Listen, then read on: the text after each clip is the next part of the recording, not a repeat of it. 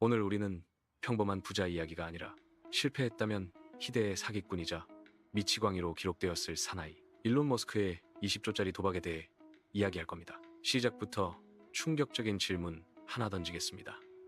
일론 머스크는 왜 2천억을 태웠을까요? 2008년 크리스마스 이브, 일론 머스크는 파산 직전에 몰려 있었습니다. 스페이스X 로켓은 3회 연속 폭발했고 테슬라는 모델 S의 양산조차 불가능해 보였습니다. 그는 이혼 직전이었고 금융 위기가 전 세계를 덮쳤습니다. 이때 그의 손에 남은 돈은 페이팔에서 벌어들인 돈을 털어 만든 2천억이 전부였습니다.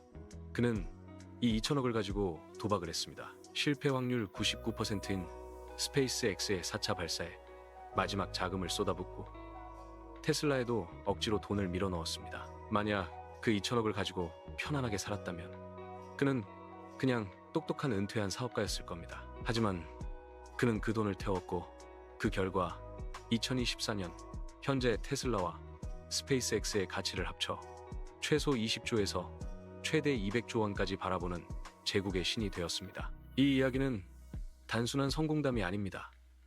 이것은 생존에 관한 이야기이며 냉정한 비즈니스와 권력의 거래에 대한 이야기입니다. 오늘 우리는 일론 머스크가 인류 구원이라는 포장지 속에 숨겨놓았던 20조 제국을 건설하는 3단계의 설계도를 파헤칠 것입니다. 당신이 만약 지금 일론 머스크를 혁신가로만 알고 있다면 당신은 그의 가장 중요한 본질을 놓치고 있는 겁니다. 그는 지구상에서 가장 위대한 사업가이자 동시에 가장 위대한 도박사였습니다. 우리는 먼저 2008년으로 돌아가야 합니다.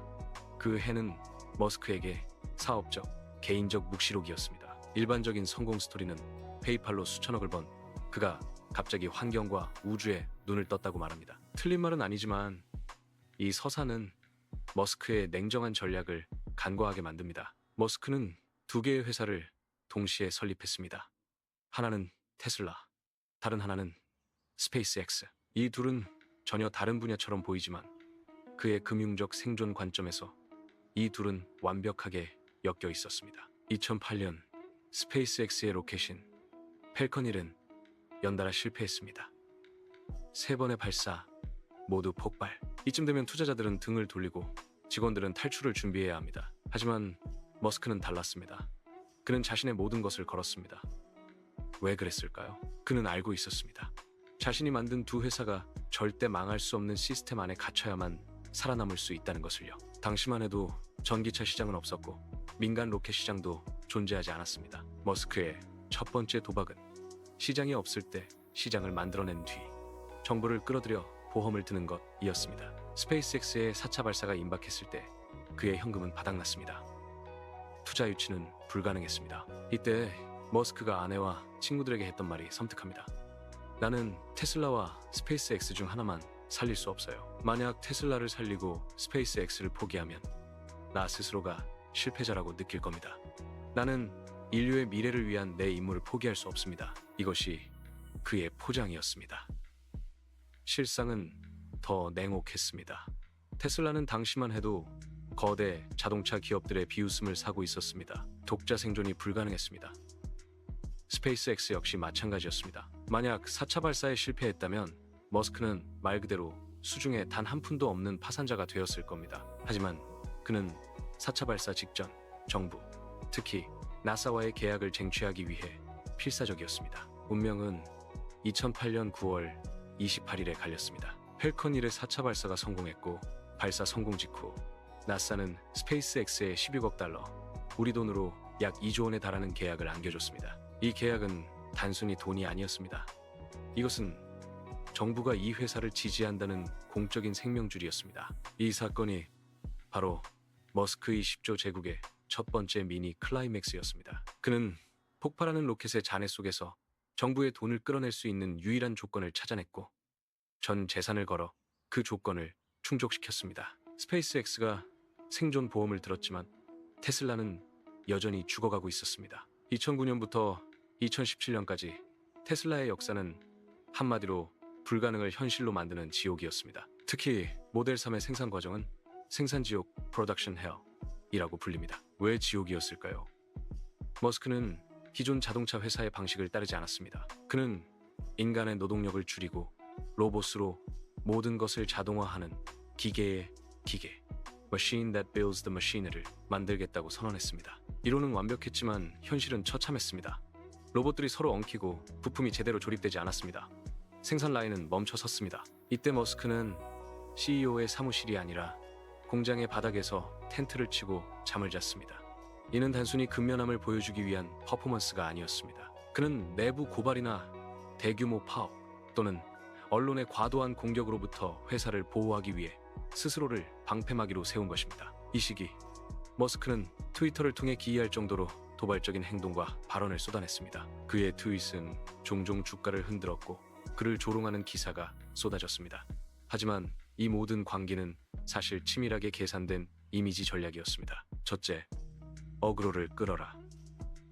그가 이상한 행동을 할수록 언론은 그의 발언에 집중했고 자연스럽게 테슬라의 모델 3 생산 문제나 스페이스X의 미숙한 기술에 대한 비판은 뒷전으로 밀려났습니다. 그는 자신의 개인 이미지를 희생하여 기업의 생존을 도모했습니다. 둘째, 열성 팬덤을 만들어라.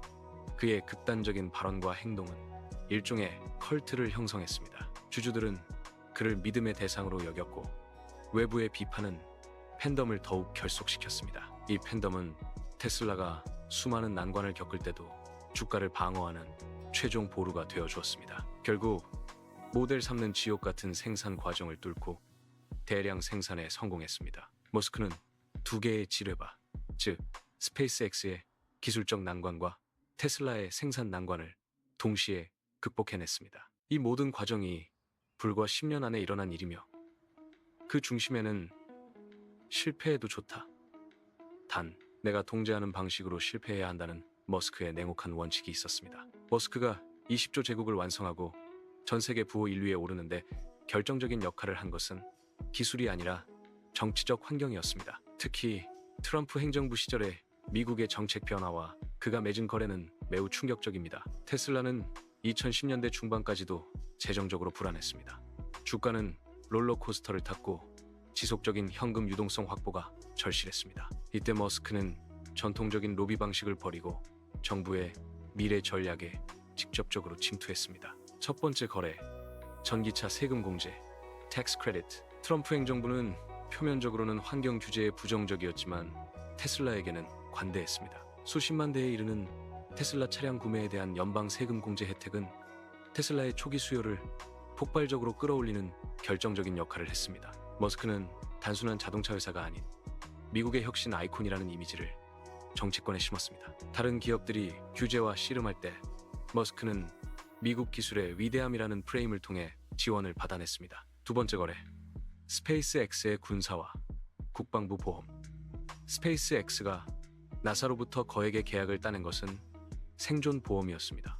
하지만 200조 제국을 완성하는 결정타는 국방부 계약이었습니다. 트럼프 행정부 시절 미 국방부는 전통적인 항공 우주 기업 보잉, 록히드 마틴 등 대신 스페이스X를 중요한 군사 위성 발사 프로그램에 끌어들였습니다. 이것은 스페이스X에게 안정적인 현금 흐름을 보장했을 뿐만 아니라 미국 안보의 핵심 파트너라는 절대 깨지지 않는 철옹성을 선사했습니다. 이것이 충격적인 거래의 본질입니다. 머스크는 자신의 가장 취약한 순간에 정부의 돈을 끌어들였습니다. 스페이스X는 나사와 국방부 계약을 통해 파산 불가능한 현금 엔진을 달았고 테슬라는 정부의 친환경 정책 지원에 힘입어 소비자의 지갑을 열게 만들었습니다. 결국 2019년부터 2021년까지 이어진 테슬라 주가의 폭발적인 상승은 단순히 기술력 때문만이 아니었습니다. 시장은 스페이스X가 정부의 비호 아래 안정적인 미래를 확보했다는 점, 그리고 테슬라가 전 세계적인 전기차 전환의 선두에 서면서 규제 환경의 최대 수혜자가 되었다는 점에 베팅했습니다. 머스크는 기술을 이용해 세상을 바꾸겠다고 했지만 사실은 세상의 권력 구조를 이용해 자신의 꿈을 현실로 만든 것입니다. 이것이 그가 2천억을 태우고 20조 제국을 만든 가장 큰 비밀입니다. 일론 머스크의 최종 목표는 화성 이주입니다. 많은 사람들은 이를 이상주의적인 꿈이라고 치부합니다. 하지만 20조 제국을 구축한 그의 행보를 냉정하게 분석해보면 이는 이상이 아닌 궁극적인 생존 전략으로 보입니다. 머스크는 자신의 모든 사업을 인류의 생존 확률 증가라는 목표 아래 정렬시킵니다. 테슬라는 에너지 위기, 스페이스X는 종족 보존, 뉴럴링크는 인간과 AI의 공존 문제입니다. 여기서 핵심은 통제입니다. 그가 만드는 모든 기술은 인류의 미래를 통제하거나 또는 최소한 그 통제력을 극대화하기 위한 도구입니다. 테슬라가 단순한 자동차가 아닌 움직이는 데이터 센터인 것처럼 뉴럴링크는 인간의 뇌를 기계와 연결해 AI 시대의 주도권을 인간에게 되돌려주겠다는 통제 시도입니다. 화성 이주 역시 마찬가지입니다. 그것은 지구라는 단일 지점에서의 생존 확률이 0%가 되었을 때를 대비한 백업 플랜, 즉 궁극적인 생존 보험인 셈입니다. 머스크는 이 모든 비전이 성공할 확률이 1%도 되지 않는다고 스스로 말합니다. 그러나 그는 이미 알고 있습니다. 성공 확률이 1%일지라도 그 목표를 향해 전진하는 과정에서 발생하는 수많은 혁신과 파생 상품들이 자신에게 천문학적인 부와 권력을 안겨줄 것이라는 것을요. 2008년 그는 2천억을 태워 생존권을 샀습니다. 그 이후 그는 수많은 사람들의 기대와 절망, 그리고 정부의 돈을 태워 20조 제국을 만들었습니다. 그의 광기는 아직 멈추지 않았습니다. 뉴럴링크가 인간의 뇌에 칩을 심고 스페이스X가 화성을 향해 대형 로켓을 쏘아 올릴 때 우리는 다시 한번 묻게 될 것입니다. 이것은 인류를 위한 혁신인가?